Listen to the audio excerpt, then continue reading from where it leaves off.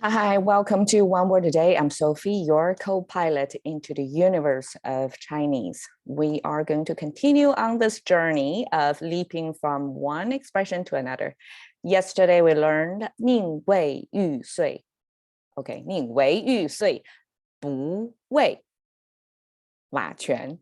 Okay, this is my tonation. You notice there's two. One is wei, one is wei, but it's the same character. By itself, it pronounces wei, but when it's put in a context and with other tonations, its inflection can change.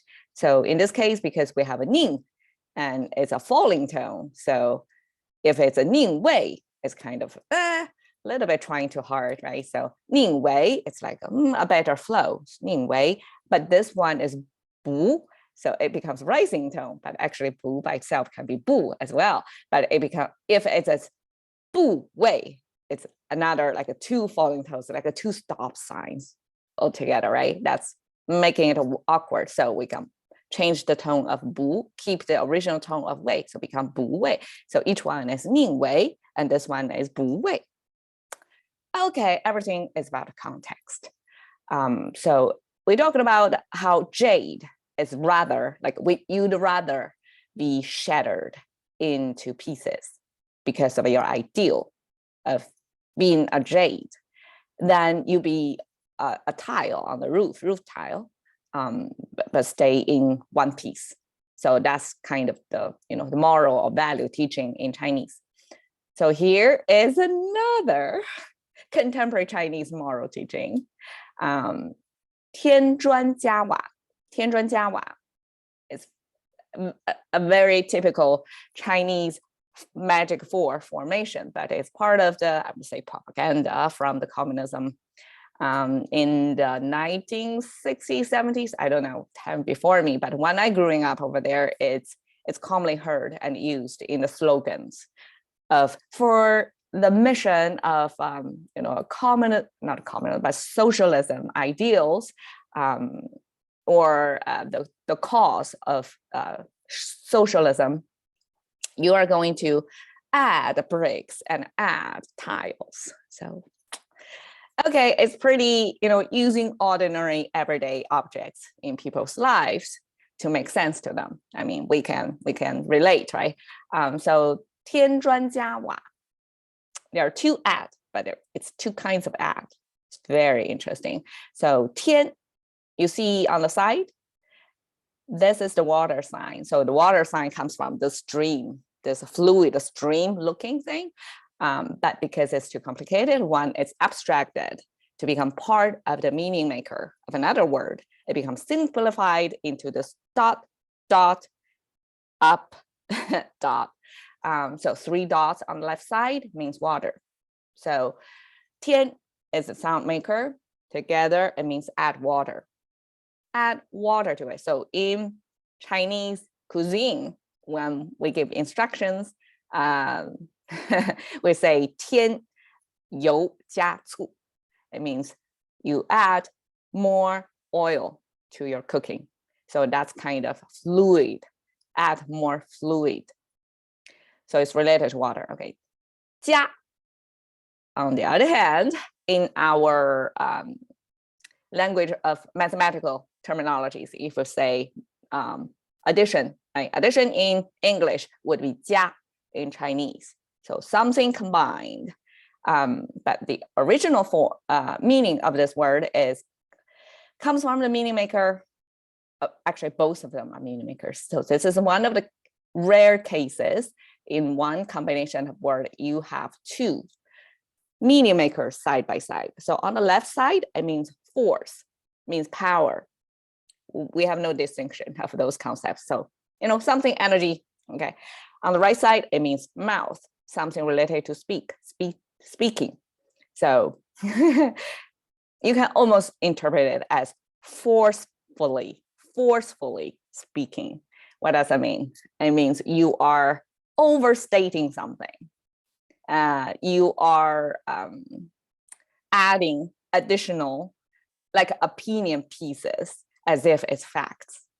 Okay, let's just put it like that. Okay, so on the 砖 and the 瓦 are two ordinary objects. This one is related to stone on the left side. It is the stone sign. On the right side, it is the sound maker. 砖 pronounced same. So it means the brick. So Chinese brick kind of looking, I think it's different from the Western commonly see red brick.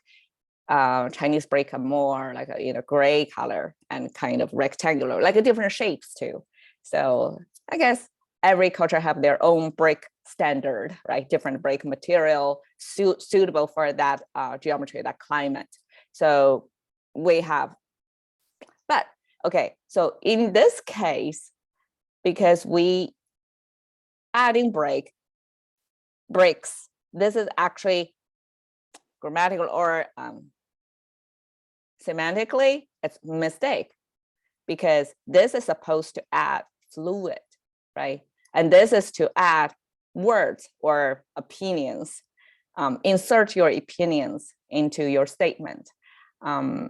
So like these two are actually nothing to do with objects like bricks or tiles in your everyday life.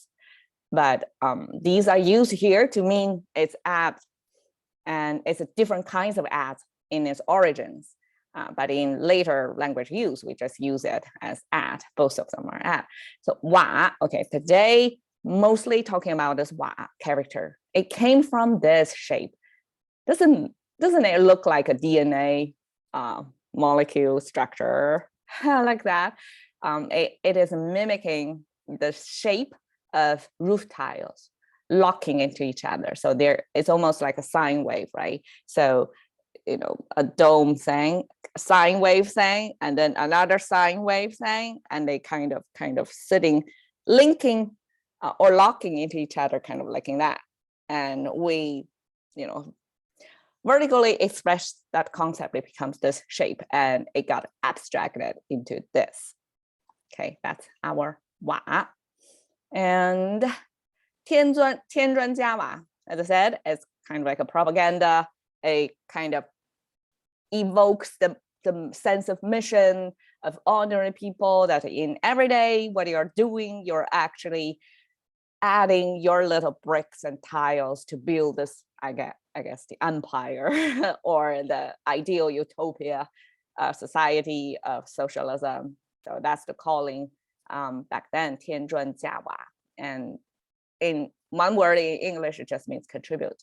So you pitch in to whatever you can do to the cause.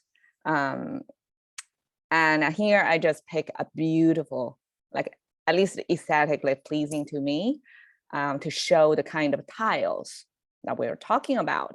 So these like blurred out front end tiles, you can see basically a little bit like sine wave looking thing that locking into each other. And this is one of the rooftop designs in China. There are a variety of the rooftop expressions, but at the end, a lot of times it's kind of, pointing upwards, almost like trying to fly, anti-gravity design, right?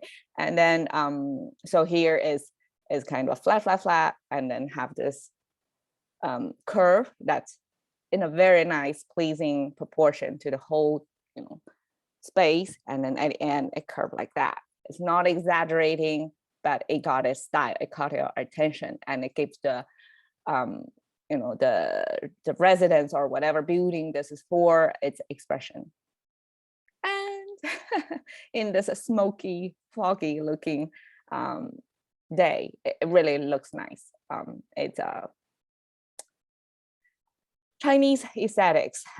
Okay, so 添砖加瓦 that's it for today.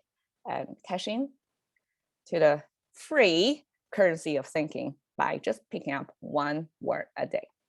See you another day.